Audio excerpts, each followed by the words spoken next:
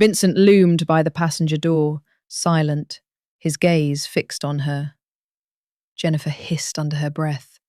She hated this, hated needing help. But the rain wasn't stopping, and home was still far from Beverly Hills. She dragged herself toward the car. He yanked the door open, and she climbed in. The cushions were softer than her bed. She was dripping, afraid she'd ruin the car, but he only said, "Ignore it. I'm drenched as well." He switched on the ignition, and the car rolled onto the street. Jennifer scooted to the edge of the seat, leaning against the door. She shook violently from the cold. She flinched at his sudden movement, then realized he was only switching off the air conditioning. Moments later, the heater hummed to life. For the first time in many nights, comfort tugged at her eyelids. But she refused to fall asleep beside another stranger. They drove through a deserted Beverly Hills, silence pressing between them. He shifted, watching her from the corner of his eye, questions churning in his mind. Who was she? What was she doing alone in a storm like this? "What's your name?" he asked softly. Jennifer shifted. He was giving her a ride. The least she could do was answer. Jennifer Lawrence," she said, her voice weak and dry. "Where are you from?" His grip tightened around the steering wheel. "Boyle Heights," she muttered, already tired of the questions. "What were you doing out in the rain, all by yourself?" Her head snapped toward him. "That's none of your business, sir," she barked. Vincent nodded in retreat. Not like he cared anyway. He'd only offered her the ride to quiet the feeling gnawing at the back of his mind. They drove on in silence. Boyle Heights was still 15 minutes away, the air thick with awkwardness. Then she broke it. "I just closed from work." His chest tightened. "You don't belong in this life." Anger flashed in her eyes. "And who are you to tell me that? My father?" He recoiled. "No, but you don't know me," she snapped, her voice nearly breaking. She turned back to the window. "I'm sorry," he said after a brief silence. "When I asked where you were from, I didn't mean where you lived." He waited for her response, but her attention stayed glued to the street outside, as though his presence haunted her. "I grew up in LA," she said finally. Then she turned to him. "You know, you could just ask the price and be done with it, instead of running circles." If he was trying to play the "I'm not like other men" game, she'd seen enough of that type. They all wanted the same thing. They were all the same. In all his life, Vincent had never been spoken to like this. He was a Moretti. People feared to meet his eyes. Yet this fragile girl beside him dared speak to him like he was no one. He wasn't angry. Her bluntness almost amused him. Perhaps she had no idea who he was. Soon they pulled into the neighborhood of Boyle Heights. The streets lay empty, rain still falling without mercy.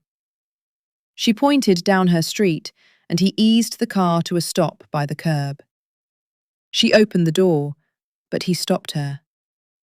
"You'll need this." He handed her an umbrella. She declined and slammed the door shut. He sighed. "That's what you get for helping people." His phone buzzed. "Sir, it's almost 10. You're not home yet?" The voice was calm, as usual. Vincent turned the ignition again. "On my way, Carlos." He ended the call and looked back toward her street, just to make sure she was inside. She wasn't. She stood frozen in one spot, staring at her door.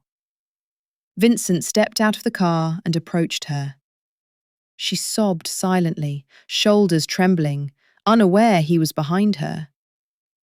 The door was barred with a notice, "Rent overdue." Her fingers fidgeted with her phone. The number she dialed had been disconnected. He didn't know what it was, but seeing her like that clenched his heart. His body moved before his mind. "I can take you somewhere you can stay for the night," he said gently. "You can worry about this tomorrow." She turned to him, eyes red, swollen from crying. Too tired to resist, she followed him back to the car. Minutes later, the car pulled up before White Heaven, one of Moretti's luxurious penthouses. Carlos waited with an umbrella. The sight of a woman beside Vincent startled him. "Donovan called, sir," Carlos announced as he led the way. "Not now, Carlos." Vincent pulled him aside, whispered something. Carlos nodded and walked off. Jennifer hovered near the entrance, unsure what to do. Her mind was too clouded to notice how the old man addressed him as "sir." "This way," Vincent said, pointing to the elevator. They were ushered up to the 5th floor. Vincent led, she followed in baby steps. His black hair still gleamed wet from the rain. He was tall, lean. Warmth wrapped around her as she stepped inside the room. The luxury was tasteful, restrained. Probably a daddy's boy, she thought. Too much money to waste.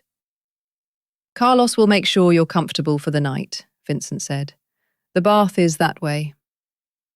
"Why are you doing this?" Her voice cracked. "What do you want?" If there was anything she hated, it was debt. She was already drowning in one. Vincent didn't answer.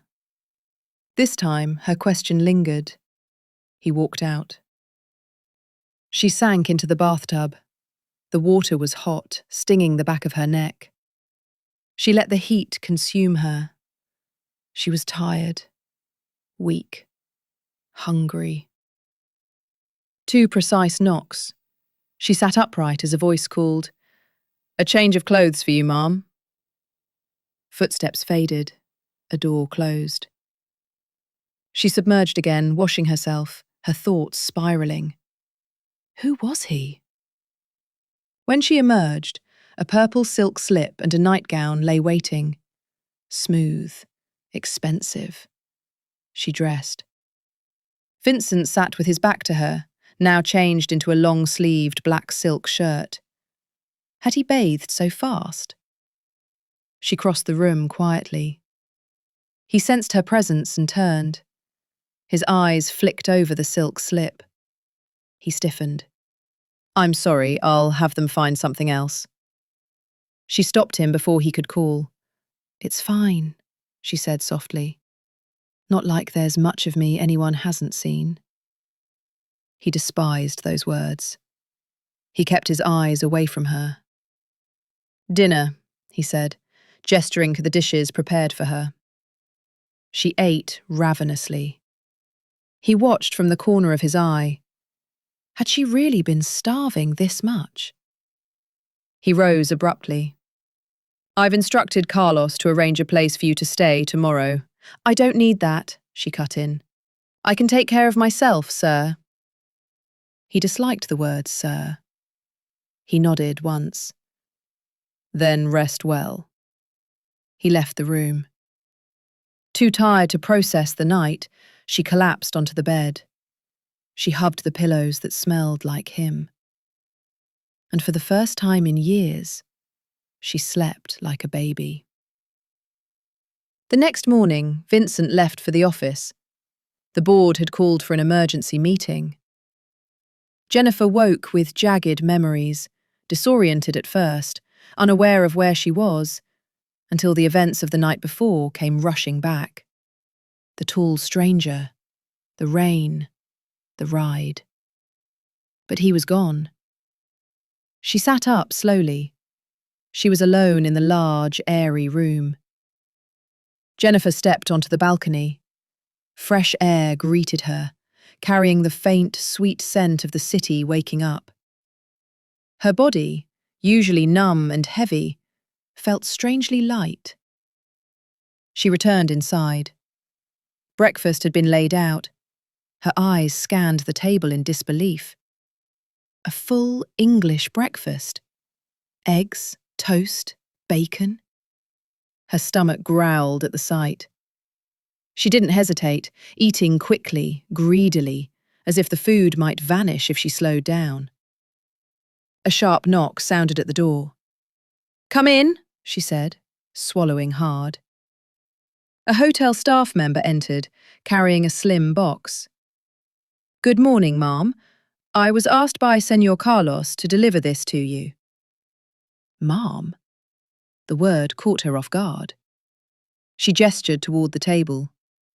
He placed the box down and exited without another word. Reluctantly, she opened it. Inside was a red silk dress and a pair of black Prada heels. A blank card rested neatly beside them. Her breath caught. She loved the dress. What game is he playing? She picked up the card and scribbled quickly. "I don't need it." After breakfast, she took one last warm bath. Then she left, returning to Boyle Heights with a sinking feeling in her chest. Grim Voss might already be waiting. When Vincent entered the boardroom that morning, judgment hung thick in the air.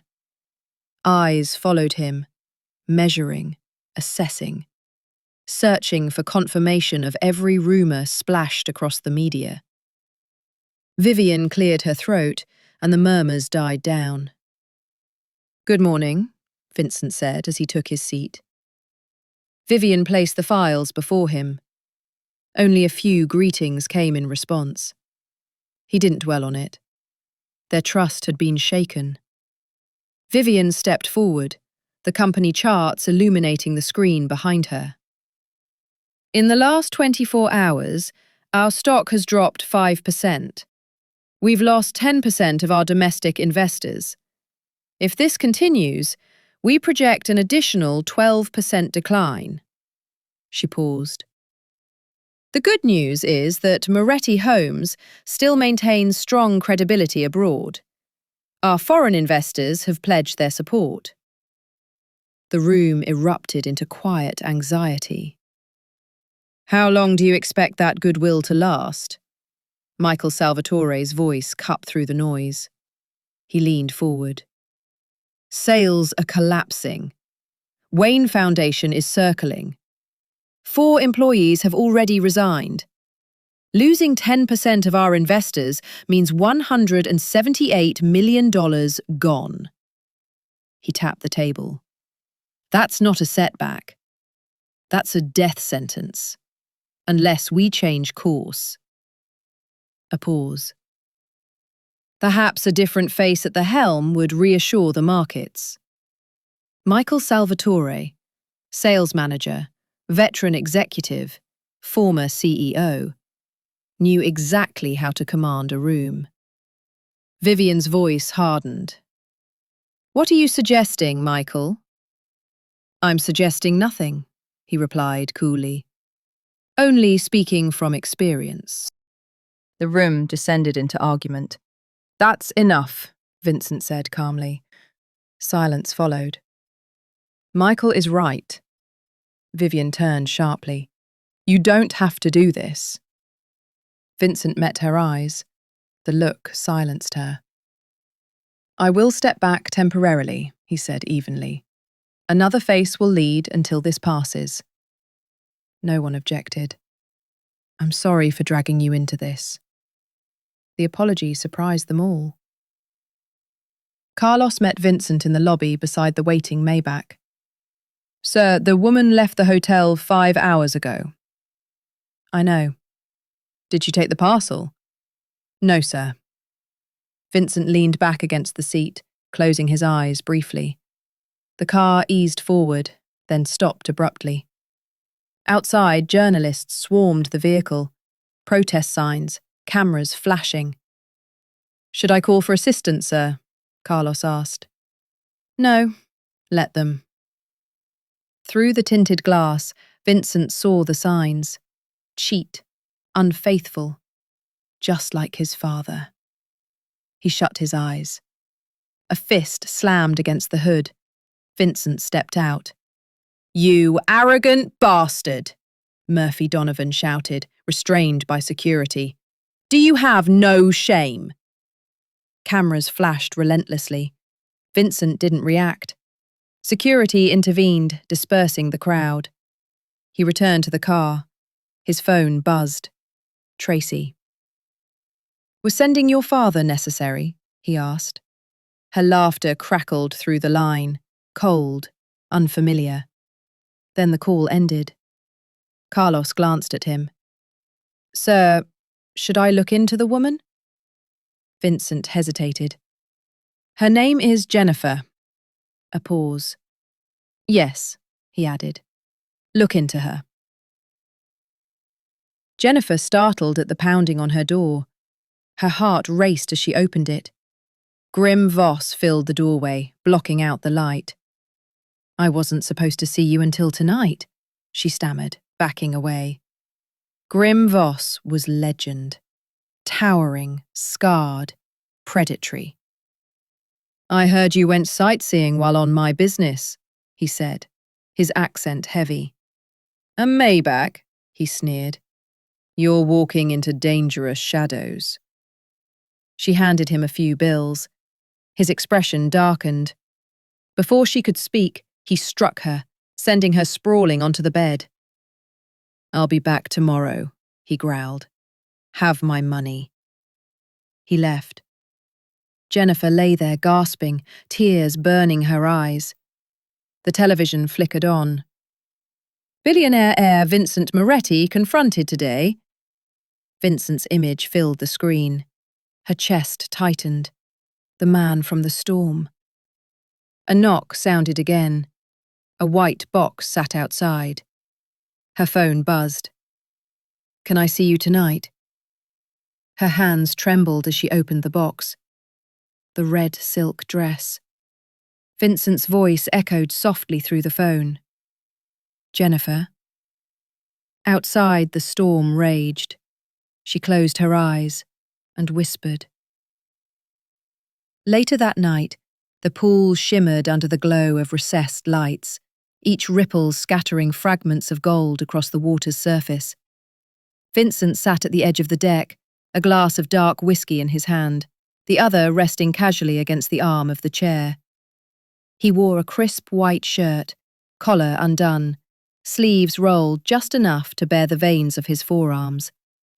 The shirt clung lightly to his shoulders when he leaned forward, every line precise but unforced.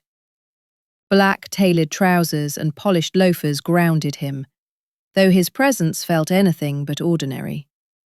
His watch caught the soft glimmer of the pool light, the only indulgence on a man who didn't need adornments to declare power. He looked calm, almost too calm, but the way his eyes stayed fixed on the darkened glass doors said otherwise. He was waiting. Every few seconds, his fingers tapped once against the glass in his hand, betraying a patience stretched thin. Vincent Moretti never waited on anyone. Yet tonight, the silence, the water, and the empty chair across from him were all for her.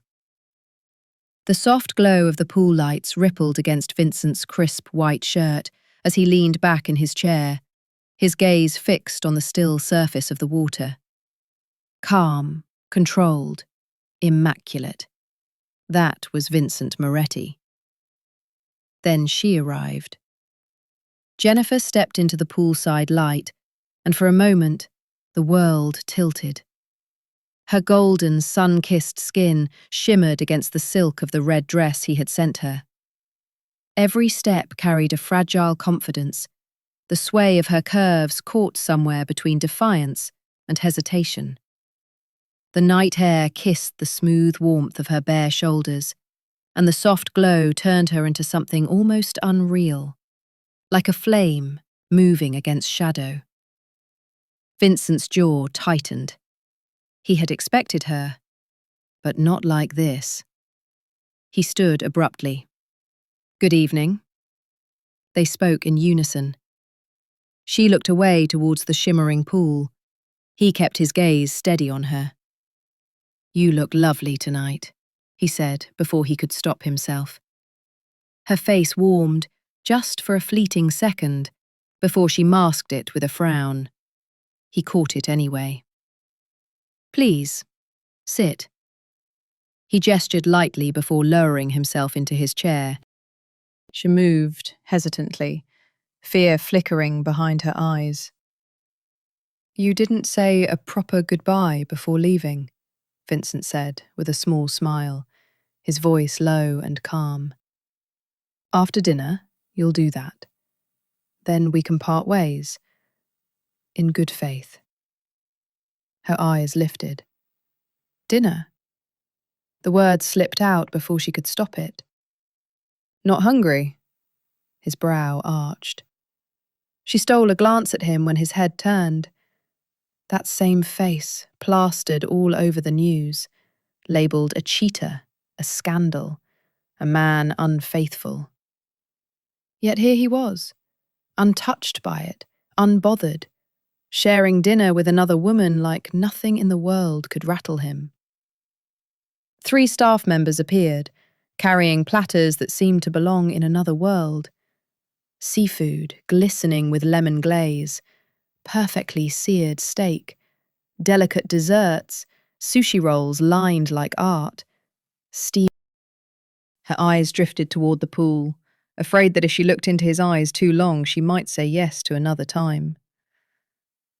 "So," he said, clearing his throat, his tone shifting to something more serious. "I meant what I said earlier. This work, it doesn't suit you." "If there's one thing that eats me alive," she snapped quietly, "it's men who throw pity at me. Pity doesn't get me sober enough to trust a stranger." She swore under her breath.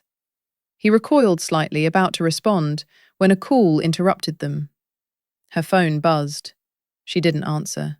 It buzzed again. On the 3rd ring, Vincent assured her it was fine to pick up, but dread already sat heavy in her chest. "So, Maybach boy again," grim Voss's voice growled from the other end. It was low, menacing. Jennifer trembled. Her eyes darted around the poolside, searching instinctively for his towering figure. Vincent noticed immediately. Calmly, he followed her gaze, his posture shifting into alert stillness. "Sweetheart, you're playing a very dangerous game," Voss continued. "Don't mix my business hours with pleasure. Your money just doubled." The line went dead. She inhaled and exhaled in the same second, gripping the edge of the table to steady herself. Vincent was at her side instantly. "Are you all right?" His voice betrayed the worry he tried to hide.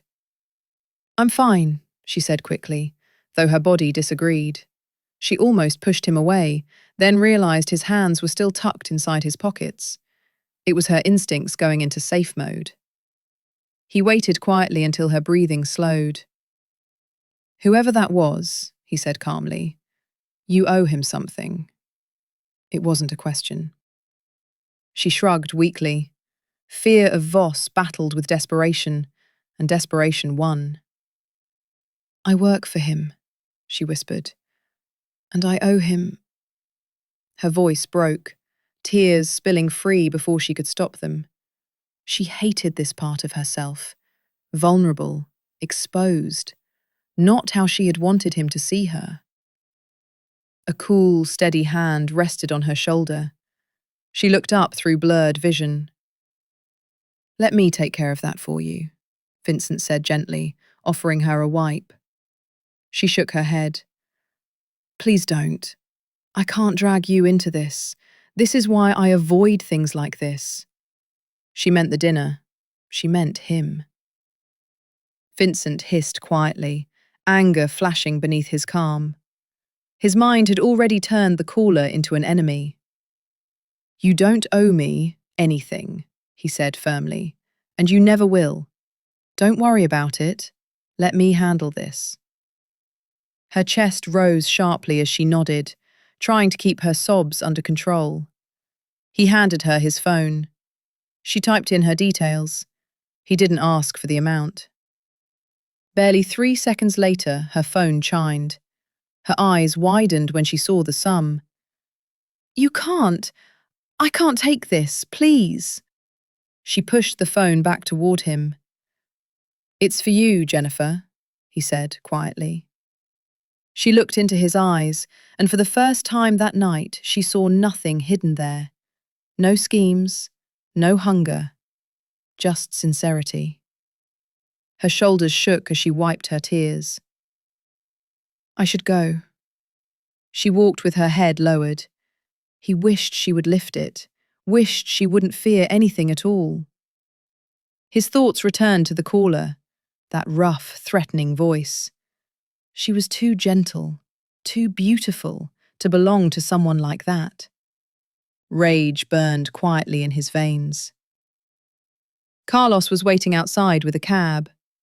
Vincent asked him not to drive her himself. He didn't want her tangled in trouble again. When Vincent finally faced her fully, he saw how striking her face truly was. "I enjoyed myself tonight," he said softly, hoping to ease her. She hid her face shyly. "Me too," she murmured. That was enough. Then he noticed it, a faint cut on her lip. She had tried to hide it beneath lipstick, but the champagne had washed some of it away. Someone had hurt her. "Who did this?" he asked, his voice tightening despite himself. She hesitated. "I fell," she lied. "Tell me who did this," he said again, softer now. "I have to go." She turned toward the cab. Carlos opened the door. "I just need a name," Vincent pressed. She paused, a knot forming in her throat. Slowly she turned back to him. "Grim Voss." Fear shimmered in her tear-filled eyes as she climbed into the cab. The tires screeched as it pulled away. Vincent stood still, watching the empty street long after the car was gone.